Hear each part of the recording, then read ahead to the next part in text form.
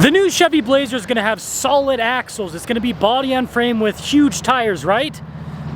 Well, I'll include a link to the Doug Smith Chevy's website in the description down below. They're providing us with the new Blazer. Let's get right into it.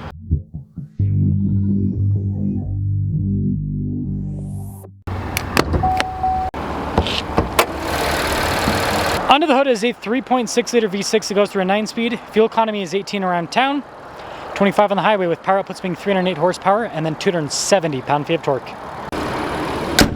We're closing in on 500,000 subscribers. I'd really appreciate it if you'd help out with that. I think every Chevy should just be finished in this color at this point. I mean, it just looks good on the cars, the trucks, everything. The new Blazer has a split light design, so you basically have a fancy accent light up top. The actual headlight is down below.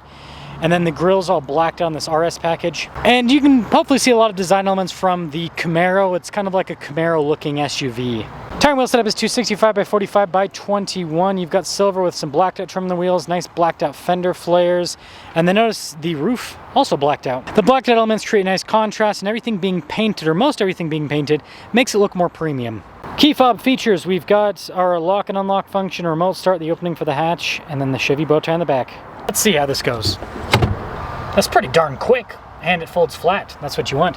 We have tons of storage space in the rear, and then you do have a little bit under with the spare tire, so that's a plus. This is power. I will say the hatch doesn't open up too high. Like, I'm not a super tall person, and I was kind of hitting it. Really cool taillight design here, and then of course blacked out badges other than the RS badge.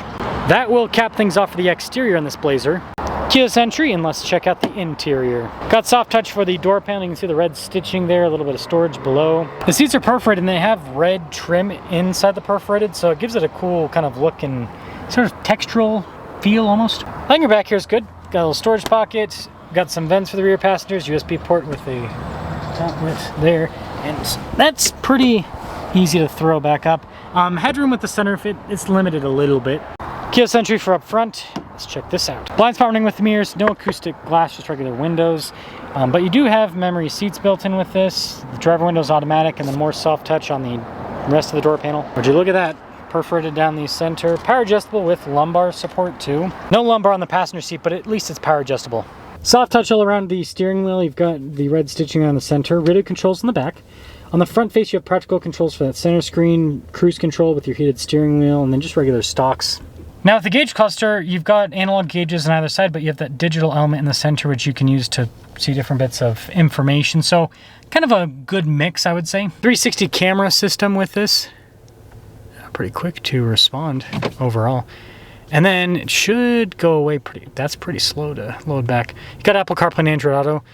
Pretty quick to respond. It's a little shortcut bar there, and there are some physical controls below that. You probably notice auto stop start. It does have that. It seems like every car has that nowadays. This is so silly. Glove box button. I think that, yeah, it's overkill. And then we've got our dual zone climate controls, heated ventilated seat controls too. And I like the vents, how you twist for the temperature. It's a nice tactile thing. Phone charging pad. There's some USBs above it. USB ports. Anyways, shifter for the 9-speed, plus and minus on the side so you can manually shift. Cup holders. And then we've got our parking sensors, lane departure, and look at this, drive mode select. So it does have 2-wheel drive, it's front-wheel drive right now. You can pop it into all-wheel drive, and then there's like a sport and I guess an off-road mode too, and even towing. Center console, stitching on top. Plenty of storage, got some USBs and a 12-volt, and a little bit of storage there. Camera rear view mirror, and then a panoramic sunroof. 2026 Blazer RS, $54,810. Let's see how this Blazer performs. So, starting in the back so you guys can kind of see the whole view back here. I just realized the back has heated seats. I didn't see that while I was doing the walk around. So, good that we double checked it. And not too hard to get out. A little bit tight back there, but seems like it's pretty good space.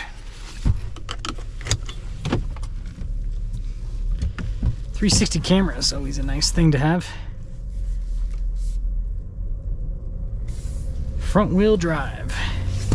Now, I do think it's cool that Chevy lets you switch between front-wheel drive and all-wheel drive with their crossovers, because when you have it in front-wheel drive, you get a little bit better fuel economy, and then all-wheel drive obviously gives you better grip. Versus, you know, if you have a full-time all-wheel drive system, well, you're just going to get the fuel economy you're going to get. This is smooth.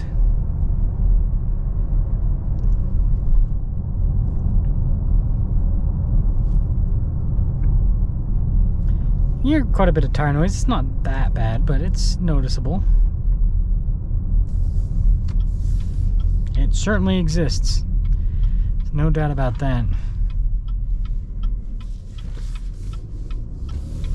And the engine's smooth. It's a nice thing about having a naturally aspirated V6 versus, you know, you can get a turbo blazer too, and I'll review that at some point. But having a naturally aspirated V6 means that you just have smooth, linear power delivery. You don't have to sit there and wait for turbos to spool up or anything like that.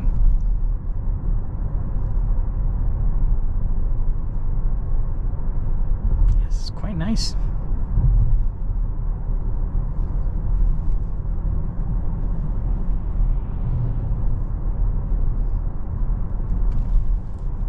It's pretty comfortable with the suspension. Again, independent suspension unibody.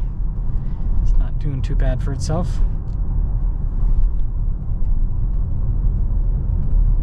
So do I got beef with this? Well, we all have. I mean, everyone's mentioned this for years, but it's like, why did Chevy use this name of all names? But you know, it's the whole thing. A lot of these people that work for automakers don't seem to understand cars.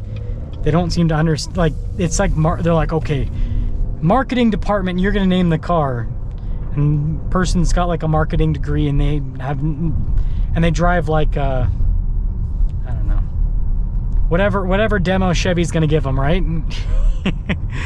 And so they know nothing about the brand, and they're like, Blazer's a cool name, let's do that. It's a name we have, we own the rights to it, let's do that. It's like, do you even know what a Blazer is? Because, you know, I think there is something to be said about a car maker kind of, and Ford did the same thing with the Mustang name. But yeah, an automaker literally dragging their own name through the mud in a way, where it's like, you have this heritage, you've got this fan base, and you just don't care. So it's a nice crossover, and I think we all agree on that. It's a nice crossover. V6, decent space, decent fuel economy, decent tech. It just has the wrong name. You know, I'd rather you call it Equinox Plus than Blazer, or Traverse Minus, you know, than anything but Blazer. Anything but Blazer.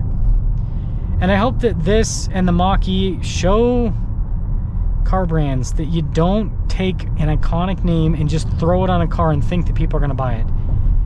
I hope that, because this car hasn't really done that well for sales, and neither is the Mustang Mach-E. Like, the Mustang Mach-E actually did decent because it's a good electric crossover, but probably not as well as Ford wanted it to do. So it's like, okay, if you're gonna use a name, you only attach that name to the essence of what that car is, right? The Mustang is a two-door pony car. The Blazer is a body-on-frame, rugged off-roader. So, don't be stupid, Chevy. That's all.